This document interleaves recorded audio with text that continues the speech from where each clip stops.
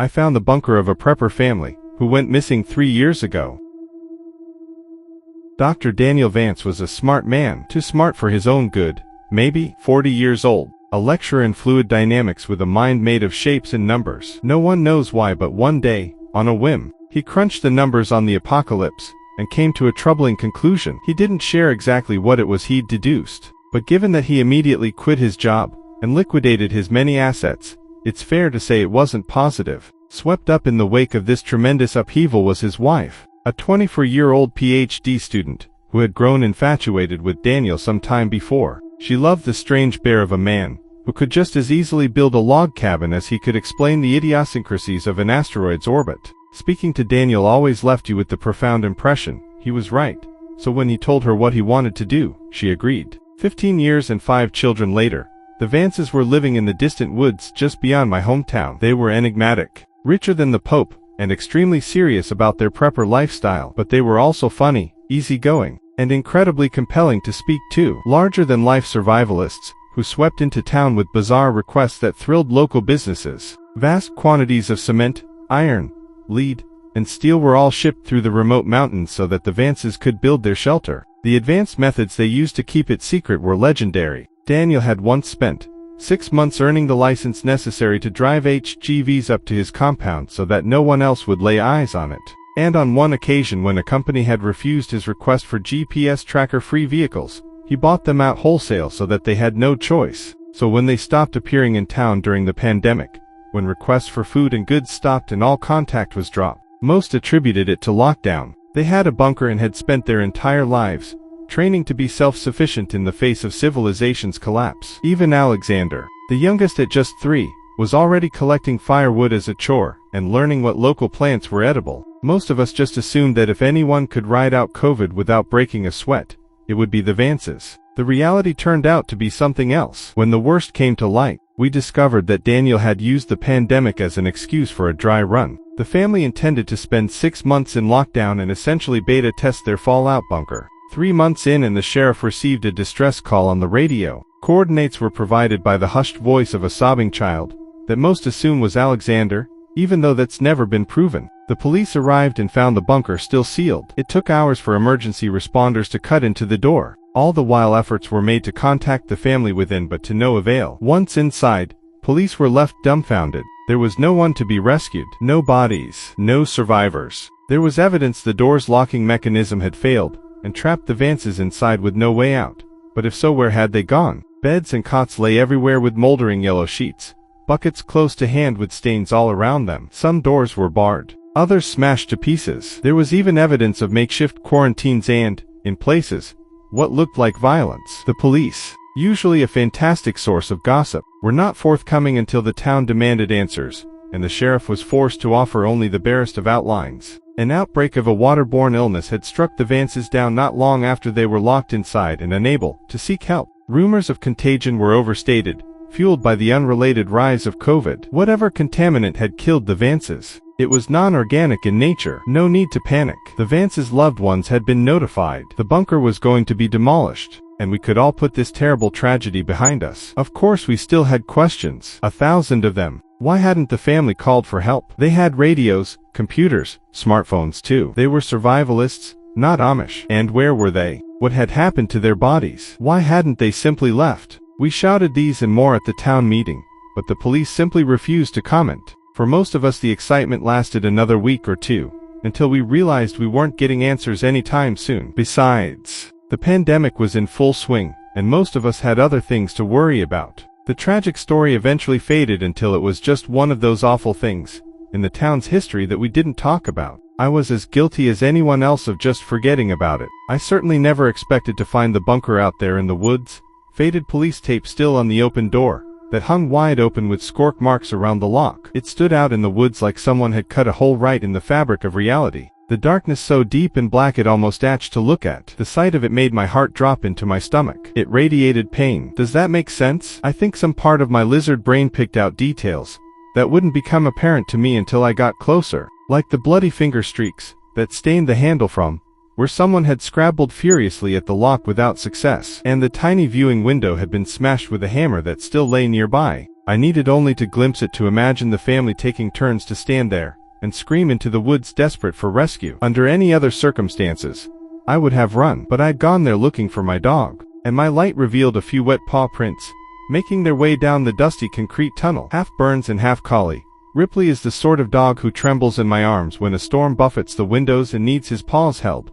When we brush him, I love him. I do not have much of a family, or a wife, or even many friends, but I have Ripley, and I could no more have turned around and gone home to an empty apartment, where I would have to sob my grief away than I could flap my arms and fly. He was my dog and I'd raised him since he was a puppy, and I wasn't going to leave him out in those woods. I went in after him. I didn't know what to expect, but I knew it wouldn't be good. Whatever the police had found, they'd not only kept most of the morbid details to themselves, they had also lied. The bunker was not demolished, or even sealed off. In fact, looking at the occasional blue latex glove tossed aside, and the one or two broken police-issue flashlights, it seemed like the last people inside had been in a hurry to get out. Given this was where 7 people had presumably died, I assumed it was someone's job to clean it all up, but the corridor looked largely untouched. Just a few meters in and manic writing started to cover the walls, the desperate scrawls of a lone survivor left there to be rediscovered like cave paintings. Most were deliberations on how to get out. Diagrams, blueprints, equations and formulae, all focused on the door and the circuits responsible for its faulty lock. I instinctively assumed they belonged to Daniel and that he'd been the last to die. What a god-awful fate for a man to outlive his children. And yet it got worse. Slowly the writing changed from equations and plans to a desperate scrawl. The same few phrases repeated over and over. 5 doors. 5. Not 6. 6. Didn't make it. Didn't make it. 6 doors. 6. It seemed like the kind of thing you'd find in an asylum. A psychotic rambling punctuated only by 6 paragraphs right at the end. Each letter was impeccably neat, and each small paragraph was topped with a beautifully drawn Christian cross. Elliot Vance, aged 15. A gifted guitarist. He liked boys even though he thought I did not know. I loved him with everything I had. He would have made a great man. Alicia Vance, aged 14. She liked to paint and to shoot. She had her mother's mean streak. It would have served her well in the future. Elijah Vance, aged 8. The smartest of us all. These were Daniel's memorials to his family, and seeing the words lit up by my torch was a haunting insight into the overwhelming despair he'd endured. He must have realized he wouldn't get the chance to speak at his family's funerals, or to write their obituaries. This was his last desperate way of making sure the world might one day know them as he did, as real people. The words marked the end of the tunnel, standing adjacent to a trapdoor in the ground. It was not open, but the tunnel came to a dead end immediately afterwards, and Ripley's prints disappeared at the hatch. I feared he might be in danger, but still I stopped and looked at the bunker door 20 meters behind me. The once gloomy forest looked so bright, even on this cloudy day, the air dotted with rain. A part of me felt like I was leaving the whole world behind as I began to climb the ladder down. I entered a large circular living space that was packed with furniture and little nooks and crannies. The walls were covered with folding beds and tables, and every inch was multifunctional. A dining space could become a sitting space, which in turn might be where someone slept, or even exercise. It all depended on what particular bit of furniture you unfolded or unclipped or unfurled. 7 people in close quarters, nowhere near enough privacy. It made sense they went with this cluttered, overlapping use of space. But it was still a large room, bigger than most studio apartments, and there were a few corridors that led deeper into the earth, telling me the bunker had unseen depths. I looked for some sign of my dog, and soon found his trail. But this far from the rainy copse, Ripley's prints were starting to fade. After barely a few meters they petered out vaguely in the direction of a nearby door. I wanted to follow but stopped myself from rushing onwards. It was unlikely Ripley was getting out any other way, and I'd do us no good getting hurt myself. I decided to take a look around, and quickly spotted a dinner table. If I needed proof the police had not bothered with a cleanup, this was it. The plates were still out, the food rotten to a strange blackened husk. A child's hat lay across one place setting.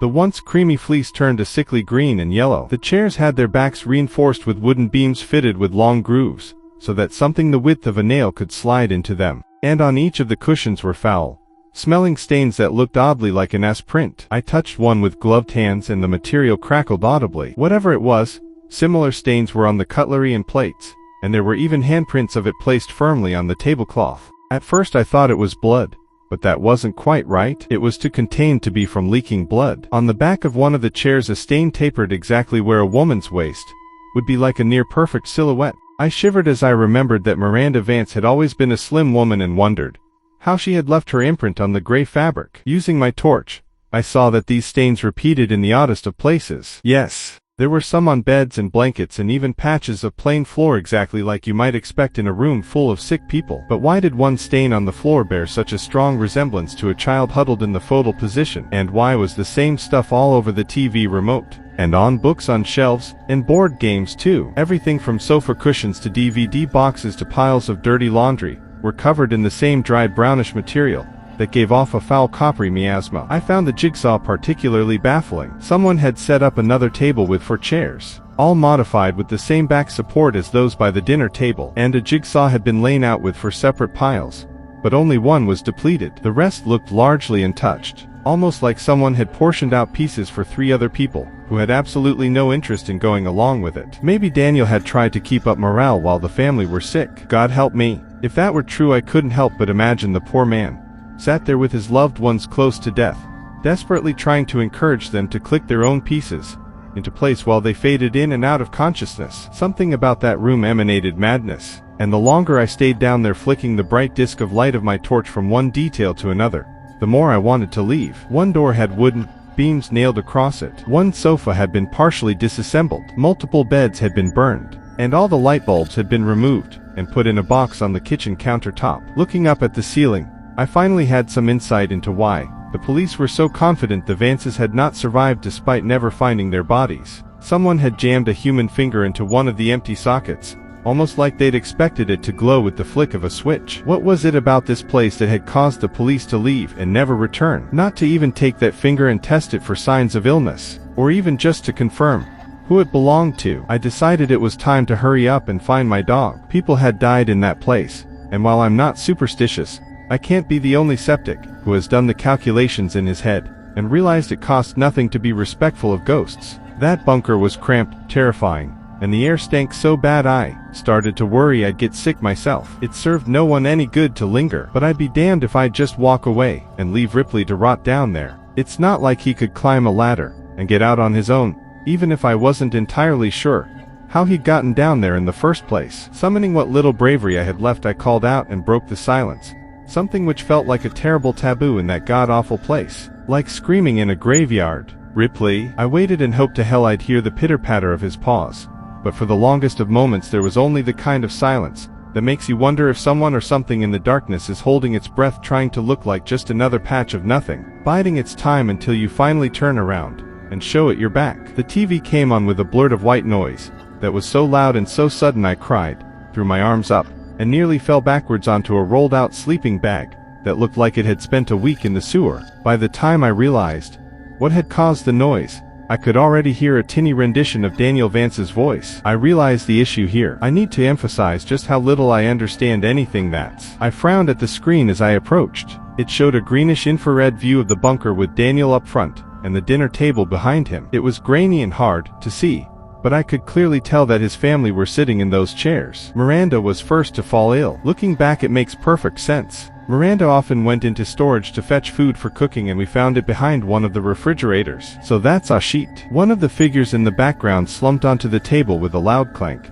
and sent a plate spinning off onto the ground. Sheet, sheet, sheet, Daniel muttered as he got up and grabbed the woman by the shoulders and set her upright. Miranda never did like my cooking. He snorted a laugh as he fussed with something at the back of the chair. The rods are much better than tape. All those hours spent taping them upright to the chairs never worked. But the rods, they fit right into the spine, and with a little modification I can just slot them into the chairs. That way everyone is able to join in for dinner. I'm working on something similar for family game night. Daniel wandered over to the camera, and with a grin he lifted it from the tripod and scanned the dinner table. What I saw nearly made me drop my torch. His family were long dead. Gaunt faces, missing noses, lips that had receded to reveal awful grins. These were corpses, plain as day, even when viewed through such a low-resolution image. The only thing that made them seem remotely alive was the way their eyes still reflected the infrared back so that they glowed in the dark. And yet Daniel seemed oblivious to it all. He tousled Elliot's hair, kissed his wife on the cheek, run a hand across one young girl's shoulder. He even picked the young Alexander up from his high chair, and I assume he coddled him. I don't know for sure because I looked away,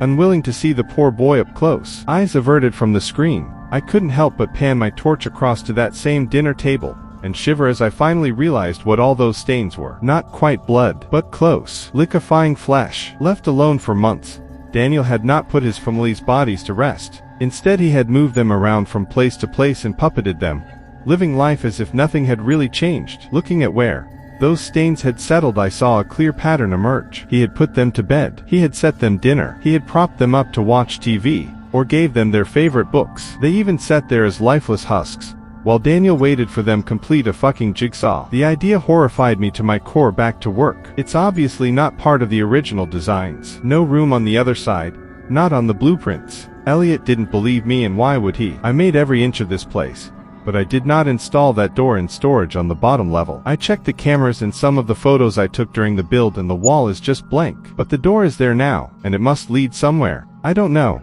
when or why it opens, but it does, and the next time I'll be ready, because I have to know what's on the other side, and why it did this to us. Alone down here, often all asleep at once. Anything could have slit our throats and been done with it, but it didn't. It took its time, and I have to know why. It took our radios and computers and phones, one by one, none of us noticing until it was far too late. I kept telling the kids they needed to take better care of their things, and even as they complained, I just assumed the phones were lying behind some shelf. Where else could they go in a locked bunker? But it wasn't the children at all. Looking back, there are so many signs. Who kept taking away the lights? Who kept draining the batteries in our torches? How long did we live with it before we finally realized we weren't alone? Was it here every step of the way? A door out of nothing that leads to nowhere, at least most of the time, because I know for a fact it does not always open onto a blank wall. There is something behind it. I can hear it shuffling around in there, wet breath rattling in its lungs, a horrible sound I hear roaming these halls when it thinks I'm asleep. I listened to Daniel, fascinated by this strangely compelling rant, when movement caught my eye. An infrared camera running in the dark, its image a roiling mess of uniform noise. What was it I'd seen? I paused the tape and rewound. Squinting, I saw two pinpricks of light in the darkness just over Daniel's shoulder. Slowly, the image resolved itself in my mind. I knew what I was seeing, and it turned my blood to ice. Miranda Vance had turned her head, and her lifeless eyes glowed as she fixed them on the back of Daniel's head.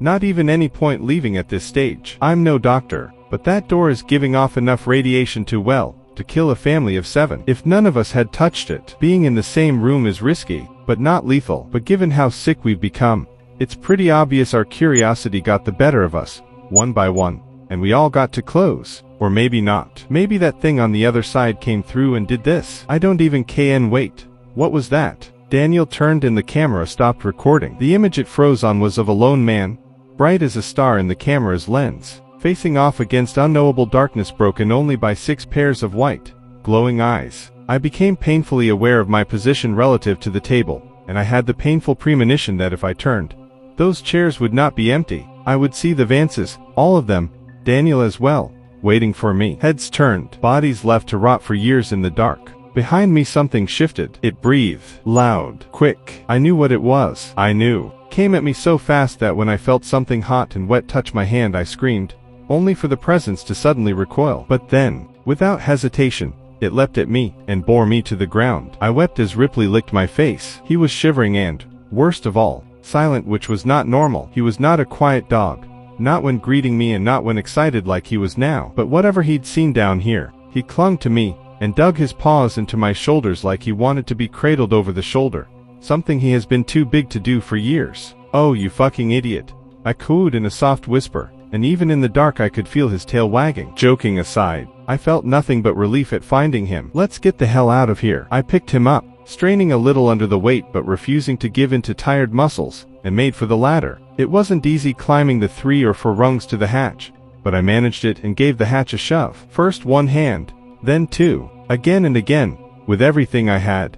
But still that hatch refused to budge. "Sheet," I cried while pounding at it with my fists. But all I achieved was a sore wrist. The hatch had jammed, when, somehow, the handle had been snapped clean off. Now I'd need a pair of pliers or something to cut through the metal bar locking it shut. My fingers couldn't move it, nor could I brute force the hatch open. The metal bar was an inch thick and, at the very least, I'd need some tools to get at it, from this side. At least it's fixable, I thought as I climbed back down, and caught my breath. On one wall I noticed a simple diagram of the bunker made in chalk. It had 3 floors. The bottom was storage. Daniel had mentioned that before, and I noticed that he had drawn through it, with a large red X, and the top floor was labeled quarters, where I stood now. But the middle floor was labeled workshops, and it was there I realized that I'd find what I needed. There was one door, that opened onto a concrete stairwell, and, standing at the top, I shone my light down the spiraling guard rails, unsure of what it was I hoped to see. There were only harsh shadows and the sense of something foul rising up on the air. A smell that tickled my throat and burned a little in my lungs. Had the police even gone down this far? Had they seen what I'd seen on that TV and just left? Somehow I thought it was unlikely that had been enough to send the entire sheriff's department running. So was it something else that had done it? Something that had been enough to terrify dozens of armed men. Something that was almost definitely down there. The door. I went down quietly. At first I considered leaving Ripley behind, but after losing him the first time I decided I'd rather risk it just to know that he was right next to me. Besides, he was being quieter than I was, and I didn't feel much like going down those stairs on my own. He accompanied me with only the quiet click-clack of his paws on concrete, a sound I found deeply comforting as I barely managed to keep my torch from shaking in my hand, and my breathing steady. Down one floor and I found the workshop exactly as you might expect. A large space filled with generators and fuel and water tanks, and boilers and heaters and pretty much anything, and everything that you'd need to survive but which you couldn't put outside due to fallout. Wires, pipes and tubes ran from one end of the room to the other, and even years later, most of the machinery still hummed in the pitch-black emptiness, an idea I found deeply unsettling. Taking one look at that strange tangle of harsh shapes and industrial figures looming out of the walls and floor, I shivered and looked around, quickly finding a small area Daniel had cordoned off for his own use. About a fifth of the total floor space, there was a large workbench and some seriously high-end machining equipment, all very well used. Lathes, buzzsaws, drills, belt sanders, welding torches, everything a man needed to do it himself. And Daniel had been busy. I'm not sure exactly what it was he'd been working, but there was an arm on the bench. It sat atop a pile of papers that had slowly turned brown over the years until the whole thing looked like it had been soaked in tobacco spit. On the whiteboard was a faded but still visible diagram of what looked to me like a ball-end socket joint. I thought of the tape, of Daniel's little mechanism to keep his family upright, and then looked at the arm and suppressed a momentary gag reflex. I don't know if Dan had been working on posable limbs, or just a way to put the decomposing remains back together after they'd started to fall apart, but the size of the arm suggested a pre-teen child, and he'd left it out on the surface like it was a disassembled clock. It was also missing a finger. Just how fucking crazy was he? I wondered as I pinched my nose with one hand and began overturning boxes looking for a hefty pair of pliers. Or maybe a hacksaw. Ripley backed away from the noise, but once I made sure he wasn't going anywhere I carried on grabbing and pulling at box after box, hoping I'd find what I was looking for. Anything to break that fucking metal bar. In the end I managed to get a pair of bolt cutters, a crowbar, and a heavy-duty pair of pliers. One went in my pocket, one went down the back of my jeans, and the other was clutched in my fist, too large to be tucked away in my clothes. The bolt cutters felt hefty in my hand, which was a bit of comfort, but that feeling didn't last long. Something moved in the darkness, out there in the twisted jungle of shadows, cast by all those pipes and wires that ran from one machine to the next. A figure moved, thin, but unmistakably human in its outline. I couldn't help but remember what I'd seen on that tape. Surely it couldn't have been real. Maybe Daniel had rigged something up, some fishing wire and a motor. Maybe the idea that those bodies had been moving on their own. I couldn't be sure of that, could I? It was a frightening idea, one my mind had latched onto out of sheer panic. That was all. And then I saw them, a pair of white pinpricks reflecting back at me from the depths of that cluttered room. Ripley, already behind me, head nuzzled into my leg, pushed even closer against me, and let out a barely audible whine under his breath. The behavior of a dog who was terrified, close to pissing himself with fear. Just a bit of metal, I told myself as the light shook so violently in my hand I struggled to see straight. Just a shiny bits of metal. They blinked and began to come towards me. If I had any doubts left, they were dispersed by the sight of a pale white hand emerging into the light. I ran straight to the stairs and went to climb them, but only 1 or 2 steps in and I saw something gripping the handrail on the top floor. A moldy clump of flesh only just recognizable as a fist. The flesh withered until the fingers were basically bone. Without meaning to, I brought my light up out of habit and I saw the bloated face of a hairless corpse glaring down at me. I couldn't even tell you if it had been a teenage girl or the 60-year-old Daniel. Either way I instinctively turned and found another body shambling towards me, out of the workshop. I was trapped, nowhere to go. By the feel of warm fluid on the back of my leg I could tell Ripley had finally pissed himself. An adult dog, tail between his legs, shivering like a puppy and desperate to be picked up. God, I needed him to just stay together for a little longer. I couldn't take him in my arms, but I couldn't leave him behind either. With nowhere to go, I ran down and entered storage. There was the temptation to stop once I hit the bottom. Down here the air was thicker, and the sounds of my breathing were muted, somehow distant. But I only had to look back up to see 3 pairs of eyes glaring down at me. So without giving any of it much further thought, I barreled down the corridor, and stumbled onto a door at random. Opening it, I saw what looked like your standard storage room, only most of the shelves had been overturned, and the food left to rot on the floor. 1 or 2 shelving units were still upright though, and their shelves were covered in tall opaque boxes that made them a fantastic hiding spot. That, I decided, would have to be where I crouched down and turned off my light. I was already inside when I realized that wasn't all that was in there. The door almost looked normal. I could see why Daniel must have been confused by it, because it looked a little bit like all the other doors down there. But it was different too. It was too tall and too wide, about 1.5 feet off the ground, and the metal rusted in its entirety like it had aged out of sync with everything else down there. All around the jam was a profusion of wet soppy moss like the kind you find hanging off trees in a swamp. And every few seconds, the door would leak something strange and oily, like the kind of thing you find in a parking lot on a rainy day. Of course that wasn't too strange in itself, but the leak was horizontal, defying gravity, so that every few seconds, a large glob of the stuff would whip across the room and slap into the wall opposite, creating a puddle about the size of a man that defied all reason. Remembering Daniel's words about radiation, I instinctively inched away from this puddle and the door on the opposite wall, backing myself into the darkest, quietest corner I could while I pulled Ripley behind me and hoped to hell he wouldn't give me away. Once I was in there, I turned off my light and waited. I must have taken longer than I'd thought to hide spot, because it was barely 2 seconds later when a few figures entered the room. It was pitch black after I'd turned off my torch, but they made enough noise to let me know that at least 2 of them had stumbled in after me. I stayed there, unable to see anything, not sure if they were heading straight for me, or just getting ready to leave, forced to hold out and let luck decide my fate. When I finally heard something scrape against the wall barely 2 feet from where I stood, I gave up and switched my light on, desperate to know what was coming for me. The sound had been terribly misleading. Daniel Vance was no more than 6 inches from my face. "Get out," he hissed from a toothless and cracked mouth. A living corpse just like the others. Somehow a flash of intelligence remained in those wide, terrified eyes. And then I heard it, the creaking of a door. And without even thinking, I turned the light and saw it on the wall. I saw it open, and behind the strange steel, there was more than just plain old concrete. Much more. I saw a raging gullet of flesh, a ring tube of pulsing muscle lined with teeth the size of hands, a spiraling descent into madness. Hot foetid air washed into the room, buffeting me and the rotting corpses, all of us paralyzed by what we were seeing, even if for most of the figures beside Daniel and myself, they didn't have eyes to see with. "What the fuck?" I muttered, unable to take my eyes from the flesh tube beyond that doorway. "It's coming," Daniel whispered as he grabbed me with one fist and hurled me out of the room. I hit the floor and skidded along a slick fluid left by the Vance's footprints, the smell of which turned my stomach. Perhaps the worst detail was that it was cold. I don't know why. I just expected whatever oozed them off them to be feverishly hot, but it wasn't. It soaked my shirt like I'd fallen into a muddy puddle. "It's coming." This voice wasn't Daniel's. I couldn't say for sure, but it sounded like a child's whisper. One by one the bodies shuffled over to the open door and knelt before it. I don't know why, but I got the impression the others had lost pretty much everything left of their minds.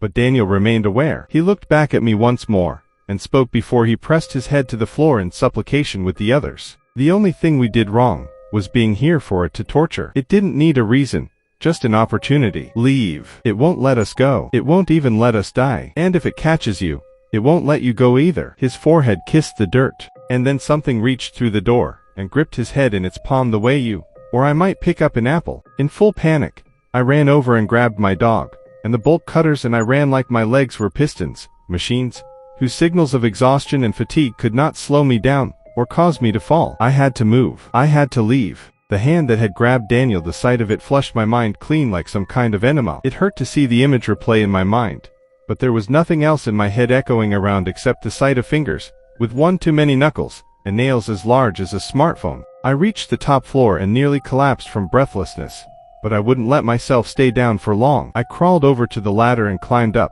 and immediately went to work trying to cut the metal lock. It was hell with just one hand, the other clinging to the torch that I kept frantically pointing at the door behind me, and it wasn't long before I fumbled one too many times, and dropped my only source of light. No, I mooed, but there was no time to look for it. I had to get out, and I had to get out fast. I couldn't see, but I was sure I could hear something climbing up those stairs. Not the steady thump-thump of human feet. No, this was different. This was a rapid pitter-patter of a spider. Maybe something with hundreds of feet or hands, or God knows what, skittering along the floor and walls and ceiling, pulling itself along with a body whose mere shape would offend God. Using all my strength, I leaned hard on the bolt cutters, and, at last, the bolt gave. I threw the hatch open, and got just enough ambient light to see Ripley hovering at the bottom of the ladder, rolling ineffectually at the doorway. I crouched down, scooped him up, and fled up the ladder so quickly that my muscles turned to jelly at the top, and I fell over onto hands and knees.